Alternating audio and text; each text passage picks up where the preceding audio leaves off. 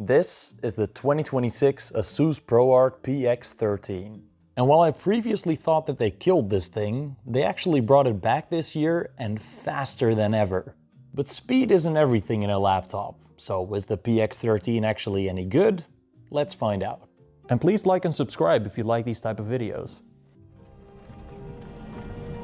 The PX13 is one of the last fast 13-inch gaming-ish laptops. Which is a real shame, because 13 inches is damn small and very portable. It basically weighs nothing compared to your average gaming laptop, so it's very one-handable. You'd think that means it's made out of plastic, right? Well, think again, because the PX13 has a fully metal body from top to bottom. And because it's such a compact, compressed package, it feels really sturdy all around. And actually has MacBook levels of build quality and rigidity. And the same can be said for its thickness, or rather, the lack of thickness. This thing is very thin. But normally, a thin body means less space for cooling, so less power. Well, that is absolutely not the case with this laptop, because it has the fastest current APU on the market. So a beast of a processor paired with the fastest integrated GPU in the world, with up to 128 gigabytes of shared memory. Yes, you heard that right, 128 gigabytes. That's basically half of the current RAM market inside of one 13-inch laptop. And this is not your average RAM. Since this is shared memory, you can allocate however much you want to that integrated GPU. So you can have a laptop graphics card with up to 96 gigabytes of VRAM. Compare that with the 8 gigabytes on a laptop 5070, and I think you can see the value here. The Ryzen AI Max Plus 395 Super Pro Ultra Deluxe is also a beast of a processor with 16 cores and 32 threads. And its integrated GPU is, like I said, competitive with actual NVIDIA GPUs. No joke. For its port selection, it has basically every port you can imagine, save for maybe an Ethernet port. My only gripe here is that one USB-A port. I mean, it would have been nice to have one on each side. The PX13 comes with a 200 watt power brick, which isn't too big. It's actually very manageable. But you can also charge it through USB-C if you'd like a smaller charging brick. Now let's look at its keyboard. I absolutely love how they managed to fit a full-size keyboard in such a slim body. It looks very space efficient. It has a 3-stage light blue color only backlight, which definitely gets bright enough even during daytime. And it also has a function lock, which many people will appreciate. Now here's what the keys themselves feel like. This is, and has been for a while, my favorite laptop keyboard of all time. I liked it on the old Flow X13 and I still love it on this one. The keys are thumpy, clicky, and they have enough key travel for you to actually know when you're pressing something. Now moving down, we have its trackpad. And again, I love how big it is with the limited space of this body. It's made of glass, so it feels very sturdy. And the clicks themselves are nice and premium feeling too. Although you do need a bit of force to press it down. Now, addressing the big nipple in the room, this is the ProArt dial. To activate it, you slide your finger from this corner to the middle, and you can use the dial, well, as a dial. You can customize its functions quite a bit, with it either controlling system functions like brightness or volume, or very specific app-based functions, like scrubbing across your timeline in Adobe Premiere Pro. Especially if you edit on the go a lot, this can be very handy for if you don't have your mouse with you. But if you don't want to use this thing, you can always just keep it off, of course. Moving up, we have its display. And this 3K 13-inch OLED panel looks pretty damn good for the most part. It's got beautiful, vibrant colors, the way you're used to from an OLED. And these perfect inky blacks just never get old. It's gorgeous. A 2880 by 1800p resolution is also way too overkill for such a small display, but it is ridiculously sharp, no question about it. But man, does it suck that it doesn't have a higher refresh rate. I mean, sure, this thing isn't specifically catered towards gamers or anything, and 60 Hz is perfectly fine for most people. But I would say at least 90 or 120 Hz would have benefited normal people as well. I mean, scrolling web pages feels so much smoother on a higher refresh rate screen. And with a 60 Hz display, you are excluding potential gamers that would be interested in this laptop. It's a bit of a bummer. Apart from that, this display is great though. It gets plenty bright for even outside use. But then again, it's really glossy. It doesn't have any kind of anti-reflective layer, even though other cheaper Asus laptops do have this. So outside use might not be a lot of fun if you have a literal mirror on your laptop. It does have a 360-degree hinge though, so you could either use it as a laptop or a fully blown, slightly heavy tablet, because it's also got a touchscreen, which some people really like, as well as stylus support. It comes with the Asus Pen 3 and it's pretty responsive, all things considered. You can also use this laptop in tent mode, which gives it way better cooling if you're okay with playing with a controller, since you can't use its keyboard this way. But 360-degree hinges are always a bit more floppy than regular laptops. So its display has a lot more wobble to it, especially if you're a heavy typer. Now when it comes to speakers, normally a 13-inch thin and light laptop should not fare very well. I mean, where's the space for the speakers? But the PX13 sounds awesome.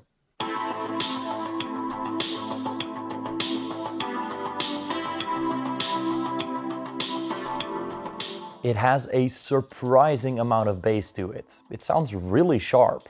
And while it does only have down-firing speakers on the bottom, they sound way bigger than they are. It's got really good surround sound. So be it for movies, music or games, it sounds really good.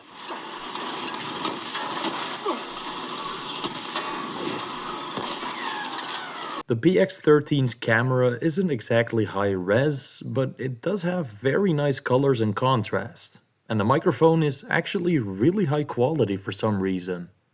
Alright, let's get to the meat and potatoes, performance. The Ryzen AI Max Plus 395 Pro Premium Deluxe Prime AI is a really fast chip. But is it also still as fast in this tiny thin body?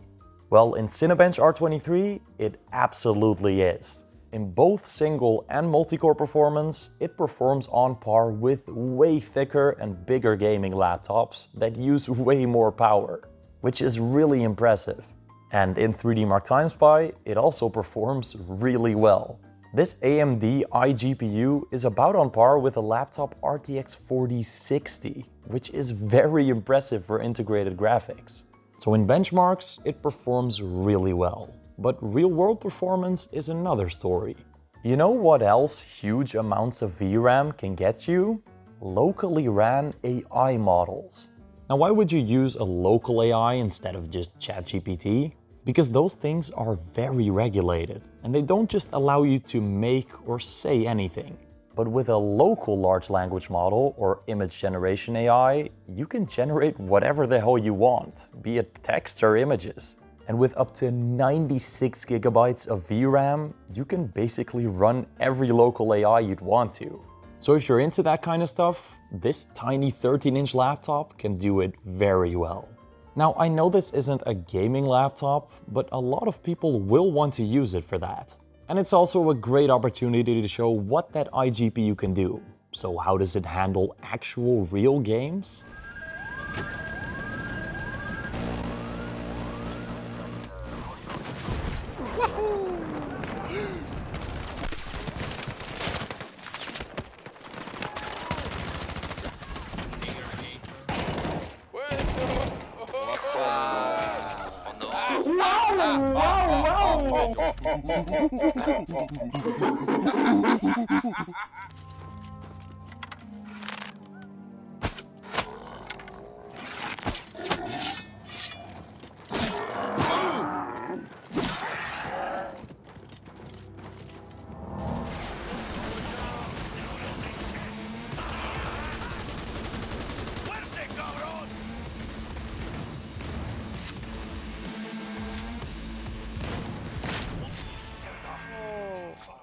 What did you do, man?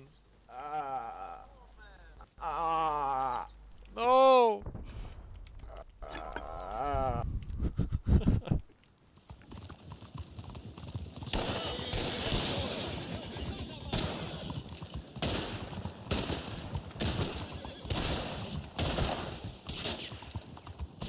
So as expected, the PX13 can handle games just fine, with an asterisk. Because this is not a 3K gaming laptop. That's aiming a bit too high. Playing games at 1200p, however, got very high frame rates, so I'd recommend playing at that resolution. 1200p honestly doesn't even look bad on a 13-inch display. You can barely see the difference between it and 1800p, even in very detailed games. Okay, so you've got one of the fastest current processors in a laptop, paired with an iGPU on par with an RTX 4060, but which uses way less power, with up to 128 gigabytes of shared memory, meaning you can run massive local AIs. And all of that in a thin 13-inch laptop. So far so good, right? But you can't beat thermodynamics, folks. And in this thin body, there's just not a lot of space for cooling. So how hot does the PX13 get? Well, it all depends on how you use it and in which power profile. For high performance, it either has the performance profile or the manual profile, in which you can set custom power and temperature limits. And with that manual profile, you can push this thing way further than its cooling system is designed to handle. In the regular performance profile, that CPU stays really damn cool. A maximum of 76 degrees for a laptop is very impressive. And its integrated GPU stays around the same temperature, but this is the same chip, so there's no real need to look at this. But believe it or not, it is being limited by its design. The PX13 does not have a lot of space on the bottom to pull air in from. So when we prop it up a little with random stuff to allow more air intake, it runs at almost 10 degrees cooler, which is a huge difference compared to just having it flat on a table. And as you see, when we put it back to normal, so flat, the fans speed up and you immediately see it getting hotter again. Let me be clear, it is not overheating when it's flat on a table. I mean, its maximum temperature is 95 degrees, and it doesn't even come close to that. But we can make it overheat by putting it in that manual profile. If we fully max out every temperature and power limit here, even if we put the fan profile at its maximum speed, this laptop can get so hot that it actually shuts itself down to prevent damage. And you don't want that. However, if we enable the manual profile and prop it up like before to allow more airflow, it does stay cooled pretty well. And you can get a lot more performance out of this manual profile, like 10 to 15% higher FPS. So you can use that manual profile to make this laptop even faster. Just make sure that it has enough airflow to handle that. But how loud does it get?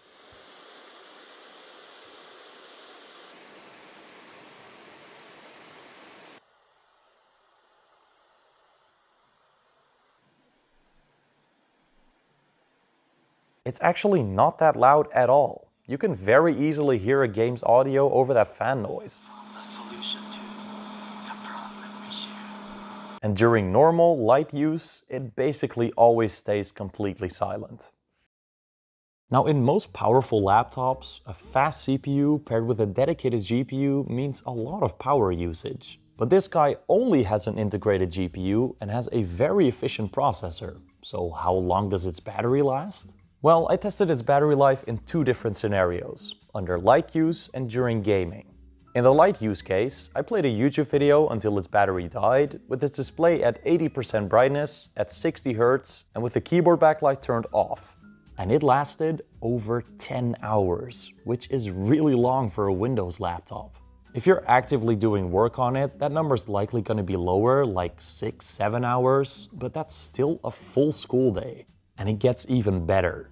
In the gaming test, I played Battlefield 1 until its battery died, with the same settings as before. And while playing a game, it got well over 2.5 hours of battery life. That's longer than a Nintendo Switch 2 in most games. Yes, it does run a lot worse than when connected to a charger, But in older or lighter games like Minecraft, you'll likely get a lot higher performance and maybe even longer battery life. So can you use the PX13 as an on-the-go editing or gaming machine? Absolutely. But all good things must come to an end. This is a very thin laptop, but thinness comes at the cost of less internal space, which means less upgradeability. The PX13 has fully soldered RAM. Shared memory needs to be really fast, and that's just not possible with user-replaceable memory. It also only has one M.2 SSD slot, and that's exclusively for the tiny 2230 size, which are less available and more expensive than regular SSDs. But at least it does have a Wi-Fi card slot, which is handy for later. So storage upgrades are gonna be a bit tougher, but at least you do have the possibility. I'm pretty sure RAM upgrades won't be that much of an issue though. But now let's get to arguably the most important part, pricing. The GoPro edition that I have here with that 128 gigabytes is exactly $3,000, excluding taxes. There will be cheaper models without the GoPro branding, as well as a slightly cut down processor or with less RAM, but we'll have to see how much those cost. So it's definitely considerably more expensive than your average gaming laptop. Alright, let's get to a conclusion. Is the 2026 Asus ProArt PX13 worth it? Well, I definitely think it is, but only for a select group of people. This is a very unique, one-of-a-kind product. With 128 gigabytes of shared memory, you can run massive graphical projects, process crazy big creative files, and even run local AI models. The laptop itself is also built really well. In a tiny 13-inch full metal body, it's basically the fastest, sturdiest machine at its size. It has an excellent keyboard, a great trackpad, good speakers, and amazing battery life even while playing games. It also runs those games and basically every other application very well, with the fastest integrated GPU on any laptop. And it does have a good display, but I wish it was smoother and less reflective. But it sure as hell is expensive. And there's plenty of laptops that do almost all of that stuff way better at a cheaper price. So who is this laptop for? If you want to do 3D modeling on the go, or work on massive graphical projects, or even run huge local AI models, this laptop does all of that incredibly well. Inside a tiny 13-inch body. I mean, there's really nothing like it. But how does it compare to the best regular laptop with a dedicated GPU? The Zephyrus G14 is very similar in size, but cheaper and in some ways faster. So which one is better? Well, let's find out in the next video, where I'll be comparing those two head-to-head in full detail. Now let me give a huge shout out to my YouTube members. Soundwife, Thomas, Inky, Mr. Frosty Dude, Dropzone1, Martijn Snijkers, Flimsy, Aki, Mr. Nuke, Sebastian, Christian Sands, Real Elf, Eric the Rat, Wesley Rhodes, Ghost Data, Walter, Anu Gadar, Lewis, and Void. If you become a YouTube member, you get early access to content of mine, a shout out at the end of every video, and you'll also be supporting me as a creator to make these videos. And of course, you'll also be part of the Cool Guys Club, so you can use cool emojis like these in the comment section. So join the club if you're interested. And I will see you all in the next video. Bye bye. Oh my goodness, don't mind us guys, we're just, we're taking a little turn, we are on top of your ship currently.